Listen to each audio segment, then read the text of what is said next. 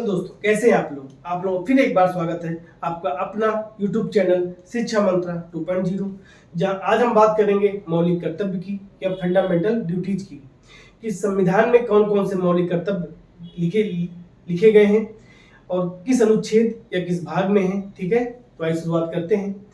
तो अगर हम देखें कि मौलिक कर्तव्य क्या है, तो मौलिक कर्तव्य प्रत्येक नागरिकों के लिए कुछ कर्तव्य बताए गए हैं कि हर नागरिक का ये कर्तव्य है और इसको करना चाहिए। ठीक है, लेकिन अगर हम दूसरे शब्दों में कहें तो कुछ उनको नैतिक बनाने के लिए या उनमें मोरल वैल्यू का विकास करने के लिए या नैतिक मूल्यों का विकास करने के लिए ही मौलिक कर्तव्य लाए गए थे। ठीक है, तो अगर संविधान में देखें तो जब संविधान का निर्माण हुआ तब इसको संविधान में नहीं रखा गया था।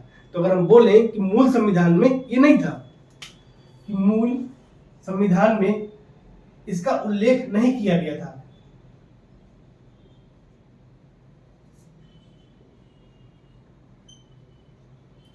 मूल संविधान में इसका उल्लेख नहीं किया गया था। ठीक है, फिर 19 जब अगर मूल संविधान में नहीं था तो फिर कब आएगी? तो 1976 में कांग्रेस ने क्या किया, एक कमेटी बनाई, स्वर्ण सिंह समिति। 1976 में कांग्रेस ने कमेटी बनाई या समिति बनाई जिसका नाम था स्वर्ण सिंह समिति। स्वर्ण सिंह समिति, ठीक है, स्वर्ण सिंह समिति बनाई मौलिक कर्तव्यों को लाने के लिए। ठीक है, कि कौन कौन से मौलिक कर्तव्य होंगे। तो जो स्वर्ण सिंह समिति ने जो सुझाव दिया, उस सुझाव के अनुसार संविधान में 8 मौलिक कर्तव्य अपनाए गए। कौन से? 8 मौलिक कर्तव्य, 8 मौलिक कर्तव्य अपनाए गए।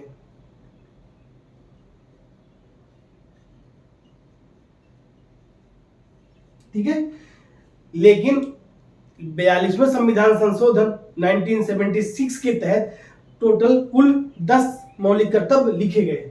अगर हम देखें तो 42वां संविधान संशोधन 1976 के तहत 10 मौलिक कर्तव्य बताए गए। 10 मौलिक कर्तव्य बताए गए। ठीक है, और इसको रखा गया जो भाग 5A अनुच्छेद, अब देखें तो भाग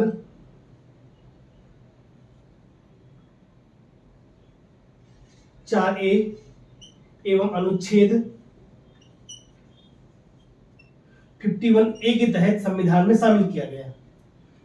अगर हम इसको देखें कि 42वां संविधान संशोधन जो 1976 के तहत इसको भाग 4A एवं अनुच्छेद 51A के तहत टोटल 10 मौलिक कर्तव्य लिखे गए या अपनाए गए। लेकिन स्वर्ण सिंह समिति के तहत 8 मौलिक कर्तव्य अपनाए गए। कुछ कुछ और थे, जैसे स्वर्ण सिंह समिति ने बताया था कि कर अदा करना भी एक मौलिक कर्तव्य लिया गया था, लेकिन उसको संविधान में नहीं अपनाया गया या मौलिक कर्तव्य में नहीं लिया गया। तो कुल 8 मौलिक कर्तव्य लिए गए, और लेकिन संविधान में 42वां संविधान संशोधन के तहत टोटल 10 मौलिक कर्तव्य अपनाए गए, जिसको अनुच्छेद 51A और भाग 4A में रखा गया। ठीक है, लेकिन अगर हम वर्तमान में देखें तो कुल 11 मौलिक कर्तव्य हैं। तो एक मौलिक कर्तव्य 86 संविधान संशोधन 2002 के तहत अपनाया गया। कौन सा? 86 संविधान संशोधन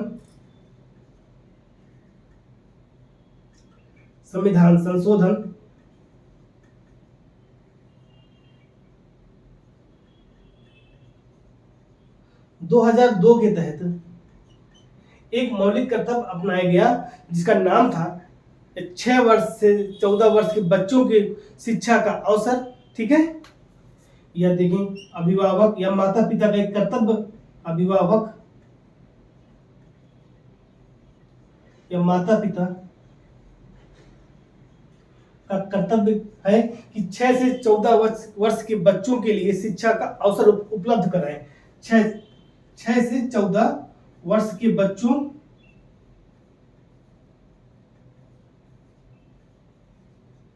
शिक्षा का अवसर। ठीक है,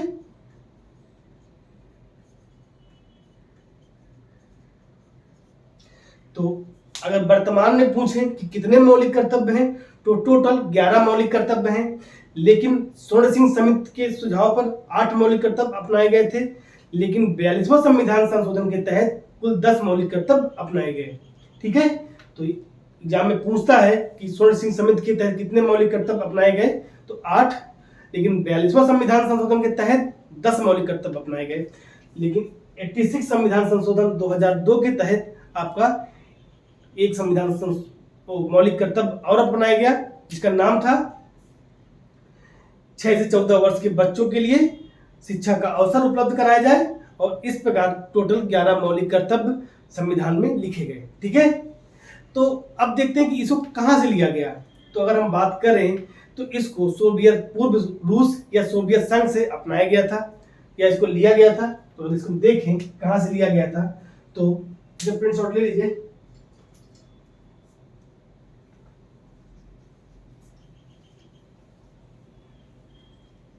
अगर इसको देखें हम तो पूर्व रूस या सोवियत संघ से इसको लिया गया था, सोवियत संघ से इसको लिया गया था। ठीक है, लेकिन देखिए अगर हम किसी भी लोकतांत्रिक देश में देखें, जैसे अमेरिका हो गया, तो वहां कहीं भी मौलिक कर्तव्य नहीं लिए गए या संविधान में उनका उल्लेख नहीं है। लेकिन जापान एक ऐसा देश है जहां पर सबसे पहले मौलिक कर्तव्य अपनाए गए थे। फिर समाजवादी देशों ने भी मौलिक अधिकारों के बराबर ही मौलिक कर्तव्यों को मान्यता दी या उनको शक्तियां दी। ठीक है, तो फिर अगर हम देखें तो सबसे पहले कहाँ लिया गया था, जापान में। फिर समाजवादी देशों ने भी इनको अपनाया और इनको मौलिक अधिकारों के साथ जो मौलिक कर्तव्य है बराबर उनको अधिकार दिए। लेकिन अगर किसी भी लोकतांत्रिक देशों में देखें तो मौलिक कर्तव्य नहीं है। ठीक है, सिर्फ भारत को छोड़ दें तो कहीं भी जितने भी लोकतांत्रिक देश हैं वहाँ कहीं भी इसको अपनाया नहीं गया है। ठीक है, तो अब देखिए अब बात करते हैं मेन है इनको तो कैसे याद करें कि एग्जाम में जब इसको आएगा तो कैसे, भाई 11 मौलिक कर्तव्य टोटल हैं, अब इन्हें कैसे याद रखा जाए। मेन मोटिव हमारा वो होना चाहिए कि कैसे इसे याद रखा जाए। तो याद करने का जो तरीका क्या है कि इसको हम टुकड़ों में याद करते हैं। देखो ऐसे 11 याद नहीं करेंगे, इनको अलग अलग बांट के याद करते हैं। कैसे कि कुछ हम मानते हैं राष्ट्र के लिए हैं, कुछ स्वयं के लिए हैं और कुछ समाज के लिए हैं। इनको हम 3 भागों में बांटते हैं। कैसे, एक बांटते हैं हम राष्ट्र के लिए, एक स्वयं के लिए और एक समाज के लिए। एक राष्ट्र के लिए कौन कौन से हैं, दूसरा समाज के लिए कौन से हैं, और तीसरा स्वयं के लिए कैसे हैं। तो आप खुद सोचिए, अगर हम बोले कि राष्ट्र के लिए कौन कौन से मौलिक कर्तव्य होंगे तो खुद सोचिए कि राष्ट्र के लिए क्या होगा। भाई राष्ट्र की रक्षा करना, एकता बनाए रखना, भाई कुछ हिंसा मत करो कहीं। तभी तो भाई राष्ट्र के लिए क्या मौलिक कर्तव्य होंगे कि राष्ट्र की हमें रक्षा करना है, उसकी संस्कृति को बना के रखना है, उसकी गरिमा को बना के रखना है। ऐसा ना हो कि कहीं हमारे राष्ट्र के जो कई और देश में हमारे राष्ट्र की कोई मजाक बनाए, ऐसा कुछ नहीं होना चाहिए। या वैसी कोई हिंसा या गतिविधि नहीं करना चाहिए जहां हम दूसरे देशों के सामने हम नीचे दिखे। तो यही तो राष्ट्र के लिए होगा। तो बस, या जो जो हमारे जो क्या है जो जो संस्थाएं हैं, जो भी संस्थाएं हैं उनका पालन करें, या उनके जो आदेश हैं उनका पालन करें। भाई राष्ट्र उन्नत कब करेगा, जब जो हमारे जो संस्थाएं हैं उनका पालन करो, संविधान में जो उल्लेख हैं उनकी बातों का पालन करो, तभी तो देश उन्नत करेगा।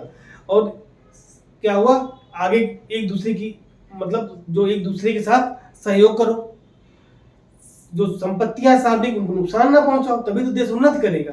तो बस वैसे राष्ट्र को याद करिए कि देखिए अगर हम राष्ट्र को देखें तो पहला है संविधान का पालन करें। हम इसको जो 3 है ना ऊपर वाले, हम इनको मानते हैं राष्ट्र। ये राष्ट्र, इसको राष्ट्र को तोड़ देखते हैं। ठीक है, ये तीनों को तो देख कैसे बना सॉरी चारों को, अगर हम चारों को देखें तो हम इसको राष्ट्र को तोड़ के देखते हैं कि पहला क्या है, संविधान का पालन करना, उसको उसके आदर्शों, संस्थाओं, राष्ट्रध्वज और राष्ट्रगान का पालन करना। तो देखिए क्या लिखा है, संविधान का पालन करें, उसके संस्थाओं, उसके आदर्शों का पालन और राष्ट्रध्वज और राष्ट्रगान का पालन। संविधान का और उसके संस्थाओं का पालन का मतलब जैसे संविधान में जो बातें दी गई हैं उसका पालन करें। या जो उसकी संस्थाएं हैं उनका सम्मान करे, उनकी बात, जैसे निर्वाचन आयोग हो गया, जो संवैधानिक संस्थाएं हैं जैसे न्यायपालिका हो गई, उन्होंने कुछ बोला या उनकी जो बातें हैं उनका पालन करना चाहिए। फिर राष्ट्रध्वज, जो हमारा राष्ट्रध्वज है उसका पालन करो। फिर राष्ट्रगान का पालन करिए। ऐसा नहीं कि राष्ट्रगान को मतलब ये नहीं बोला है कि राष्ट्रगान को सब लोग गाइए, लेकिन जब राष्ट्रगान जब हो रहा हो तो सावधान की मुद्रा में खड़े हो जाइए। ठीक है, इसका मतलब ये हुआ। और लिखा संविधान का पालन, संविधान की बातों का पालन, रक्षा नहीं लिखा, संविधान की बातों का पालन करना चाहिए।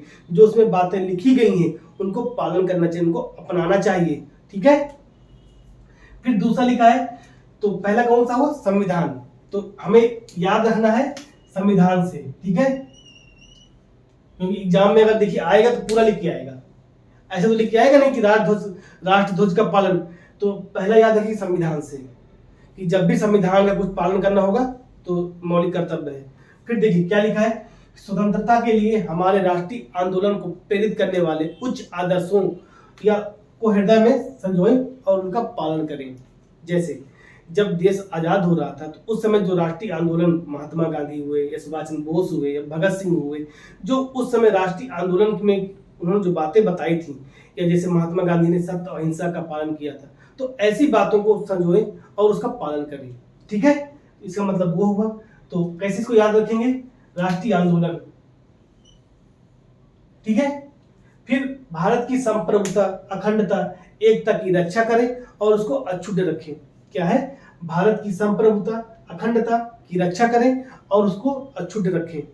तो इसका मतलब हुआ कि देखिए हमें ऐसा कुछ नहीं करना चाहिए या ऐसी किसी भी गतिविधियों में लिप्त नहीं होना चाहिए जो जिससे हमारे देश की गरिमा को ठेस पहुंचे या उसकी अक्षुण्णता को या उसकी अखंडता को ठेस पहुंचे। ठीक है, तो यहाँ पे याद रखना संप्रभुता, अखंडता और एकता। ठीक है, फिर देश की रक्षा की रक्षा करें या देश की रक्षा एवं उसके लिए आह्वान और राष्ट्र की सेवा करें। ठीक है, तो देखिए जैसे मान लो कभी भी कोई विपत्ति आपत्ति आ गई, तो अगर आपको बुलाया जाए देश की रक्षा करने के लिए तो आपको आना चाहिए या सेवा करने के लिए तत्पर रहना चाहिए। ठीक है, तो इन चार को हमने देखा राष्ट्र की तरफ कि मतलब राष्ट्र के लिए क्या हमें मौलिक कर्तव्य है। तो कैसे याद रखेंगे, संविधान का पालन जो भी अगर आएगा हम लिख देंगे। फिर राष्ट्रीय आंदोलन से अगर संबंधित कुछ आएगा हम समझ जाएंगे। फिर संप्रभुता, अखंडता से कोई बात होगी हम समझ जाएंगे। फिर आपका देश की रक्षा से कोई बात होगी, समझ लो मौलिक कर्तव्य है। तो कैसे याद रखेंगे, यहाँ पर देश की रक्षा से। ठीक है, तो चार मौलिक कर्तव्य हमने देख लिए राष्ट्र के प्रति। अब देखते हैं कि समाज के प्रति कौन कौन से हैं। तो अगर हम समाज के प्रति देखें तो एक ये समाज के प्रति है आपका कौन कौन से, 5 और 6। ठीक है, और एक आपका ये समाज के प्रति है, ये क्या है, समाज के प्रति है, और ये भी आपका समाज के प्रति है। ठीक है, तो देखिए अगर हम देखें कि समाज के प्रति कौन कौन से हैं, तो समाज में क्या चाहिए भाई, समाज में भाईचारा बना रहे, जो हमारी संस्कृति है उसकी रक्षा होती रहे, यही तो हमें चाहिए भाई। समाज में क्या चाहिए, लोगों में भाईचारा बनी रहे, महिलाओं का सम्मान करो, हमारी जो संस्कृति है उसकी रक्षा हो, संस्कृति हमारी आगे बढ़ती रहे। ठीक है, बस इसमें वही चीज तो लिखा है कि देखिए पहला क्या है, समान भ्रातृत्व एवं भावना का विकास, भाईचारे का विकास हो, और ऐसी प्रथाओं को त्यागना जो स्त्रियों के विरुद्ध हो, मतलब महिलाओं के प्रति जो भी कुप्रथाएं हैं या ऐसी कोई प्रथाएं जो महिलाओं के खिलाफ हो, जैसे उनको शिक्षा से रोक रहा हो, उनको नौकरी करने से रोक रहा हो, तो ऐसी प्रथाओं को हमें त्याग देना चाहिए। ठीक है, फिर लिखा समान भ्रातृत्व की भावना, आपस में भाईचारे की भावना बना के रखें। ठीक है, हमारा कल्चर यही तो है, अतिथि देवो भव, यही तो बस वही तो बात कर रहा है, समान भ्रातृत्व की भावना का विकास, ऐसी प्रथाओं को त्यागना जो स्त्रियों के विरुद्ध हो या महिलाओं के विरुद्ध हो। फिर कहता है हमारी संस्कृति की गौरवशाली परंपरा को समझें और उसका परीक्षण करें। तो देखिए कैसे, जैसे हमारी जो संस्कृति है उसको बना के रखना, जैसे अतिथि देवो भव। ठीक है, तो ऐसी जो संस्कृति है हमारी, या तो उसको क्या करना, बना के रखना, या उस संस्कृति को हम देखिए जो भी हमारे देखिए, चाहे अंग्रेज हो या मुगल हो या तुर्क हो, जो भी हो, देखिए सबको हमने अतिथि देवो भव की नजर से देखा। आप आइए, आपका स्वागत है। ठीक है, तो ऐसी संस्कृति को बना के रखना है। फिर प्राकृतिक पर अगर हम देखें तो ये कौन से हैं, समाज के प्रति। और एक समाज के प्रति और है कि सार्वजनिक संपत्ति को बचाना और हिंसा से दूर रखना। मतलब जैसे सार्वजनिक संपत्ति क्या हुआ, जैसे अस्पताल हो गए आपके, जो सरकारी विद्यालय हो गए आपके, इन या रोड हो गई आपकी, सड़क हो गई कोई भी, तो जो सार्वजनिक संपत्ति है उसको बचाना और हिंसा से दूर रहना। भाई हिंसा करोगे तो समाज में क्या गतिविधियां खराब होंगी ना, आवागमन रुकेगा, ठीक है। तो ऐसी किसी भी गतिविधियों में लिप्त ना होना जो समाज या देश की हित के लिए ना हो, ठीक है। तो कैसे क्या देखें, सार्वजनिक संपत्ति को सुरक्षित रखना और उसको हिंसा से दूर रहें। कैसे, जब भी सार्वजनिक संपत्ति की बात होगी तो समझ लेना मौलिक कर्तव्य है। फिर समान भ्रातृत्व की भावना है, समझ लेना मौलिक कर्तव्य है। और एक है कि संस्कृति गौरवशाली परंपरा, मतलब हमारी जब कल्चर का बात होगा या कल्चर से रिलेटेड कोई बात होगी तो समझना वो मौलिक कर्तव्य है। अब देखते हैं स्वयं के प्रति कौन कौन से हैं। तो स्वयं के प्रति क्या होंगे भाई, स्वयं के प्रति कौन से होंगे, हम वैज्ञानिक भावना का विकास करो, आप पर्यावरण की रक्षा करो। भाई पर्यावरण की रक्षा करोगे तभी तो आप स्वच्छ वायुमंडल में जी पाओगे आप, नहीं तो वही है पर्यावरण की रक्षा करना, वैज्ञानिक दृष्टिकोण अपनाना, ठीक है। बस वही चीज तो लिखा है। और अब जैसे बच्चों को पढ़ा या पढ़ने के अवसर प्रदान करना, बस वही चीज तो है। देखिए प्राकृतिक पर्यावरण की रक्षा करना एवं प्राणी मात्र के प्रति दया भाव रखना, ठीक है। तो कैसे प्राकृतिक पर्यावरण के प्रति रक्षा करना और प्राणी मात्र के प्रति दया का भाव रखना। फिर वैज्ञानिक दृष्टिकोण का मतलब क्या हुआ कि मतलब अब ऐसी बातें नहीं जो मतलब तो तथ्यहीन बातें हों, ऐसी बातें मानिए जो जिनके साथ फैक्ट लगे हों या जिनके साथ कोई तथ्य हो, हवाई बातें नहीं, ठीक है। एक वैज्ञानिक पुष्ट वाली बातें जो जिसमें साथ तथ्य हो, ठीक है। तो ऐसी बातों को मानना, तो वही लिखा वैज्ञानिक दृष्टिकोण रखना। मानववाद, मानव सर्वश्रेष्ठ है, मानव को मान, ठीक है। मानववाद, ज्ञानार्जन, ज्ञान की बातें करना या ज्ञान प्राप्त करना, ज्ञानार्जन, ज्ञान को अर्जित करना, ठीक है। ऐसी भावना का विकास करना चाहिए। वैज्ञानिक दृष्टिकोण का मतलब वैज्ञानिक सोच होनी चाहिए आपके साथ, ठीक है। मतलब अलौकिक परलौकिक की बातें नहीं, सिर्फ वैज्ञानिक बातें होनी चाहिए। दूसरा मानववाद, मानव को मानना चाहिए, ऐसा नहीं कि कोई बात हो, पहले मानव ही सब कुछ है, ठीक है। तो हम इंसान ही तो है सब कुछ, तो इंसान को कद्र करना चाहिए, ठीक है। ज्ञान अर्जित करना चाहिए। जब देखिए कहीं भी रहो ज्ञान अर्जित करो, जैसे मान लो कहीं जा रहे हो आप, तो हमेशा ऐसा माइंड मेकअप करना चाहिए ना कि हमें कुछ मिल रहा हो। कहीं भी बैठो तो ज्ञान की बातें उससे जरूर प्राप्त करो आप, उसकी ऐसी भावना को विकास करना चाहिए। तो जब भी आएगा समझ वैज्ञानिक दृष्टिकोण, तो समझ मौलिक कर्तव्य। फिर है व्यक्तिगत एवं सामूहिक गतिविधियों में सभी क्षेत्रों में उत्कर्ष लाना, ठीक है, तथा देश उन्नति करे। मतलब ऐसी भावना का विकास करो, चाहे व्यक्तिगत हो या सामूहिक हो, जिससे देश उन्नति करे आपका, ठीक है। तो व्यक्तिगत एवं सामूहिक गतिविधियों में सभी क्षेत्रों में उत्कर्ष की ओर बढ़ने का प्रयास, तथा जिससे निरंतर राष्ट्र बढ़े और ऊंचाइयों को छू ले, ठीक है। चाहे व्यक्तिगत करें या सामूहिक मिलकर करें, ठीक है। फिर है आपका 6 से 14 वर्षों के बच्चों के लिए शिक्षा का अवसर। तो ये है आपके मौलिक कर्तव्य। हमने क्या किया, अलग अलग देखा, राष्ट्र के प्रति कौन से हैं, समाज के प्रति कौन से हैं और स्वयं के प्रति कौन है। तो राष्ट्र के प्रति हमने क्या देखा, जब भी एग्जाम में आएगा भाई एग्जाम में आपको मौलिक कर्तव्य देंगे, कौन कौन से मौलिक कर्तव्य संविधान में है। तो कैसे देखेंगे, हमने क्या बोला, अगर देखें राष्ट्र के प्रति देखें तो अगर संविधान लिखा जाए आपको, संविधान या उसके आदर्श, तो राष्ट्र के प्रति नंबर 1। दूसरा अगर आ जाए राष्ट्रीय आंदोलन संबंधित आ जाए कि राष्ट्रीय आंदोलन हो कहीं, समझ लेना मौलिक कर्तव्य। फिर आ जाए संप्रभुता अखंडता की बात हो तो मौलिक कर्तव्य, ठीक है। फिर देश की रक्षा की बात हो तो मौलिक कर्तव्य, ठीक है। तो ये हमारे हो गए राष्ट्र के प्रति। अगर हम देखें समाज के प्रति तो भाईचारे की भावना या कोई ऐसी गतिविधियां जो महिलाओं के प्रति जो हो उनको त्याग देना, ठीक है। दूसरा सांस्कृतिक गौरवशाली परंपरा के महत्व को समझना, ये आपका, ठीक है। फिर प्राकृतिक पर्यावरण हो गया आपका, तो ये आपके क्या हो गए, आपके समाज के प्रति हो गए। अगर स्वयं के प्रति देखें तो वैज्ञानिक दृष्टिकोण, ये मतलब ये 5 और 6 और एक ये समाज के प्रति है। सार्वजनिक संपत्ति को सुरक्षित रखना और हिंसा से दूर रहें। 1 और 2 ये लोगों की समरसता, समान भ्रातृत्व की भावना का विकास। फिर हमारी संस्कृति गौरवशाली परंपरा का महत्व समझे और उसका परीक्षण। लेकिन अगर हम स्वयं के प्रति देखें कि स्वयं के प्रति कौन कौन से हैं, तो ये आपके 2 ये स्वयं के प्रति हैं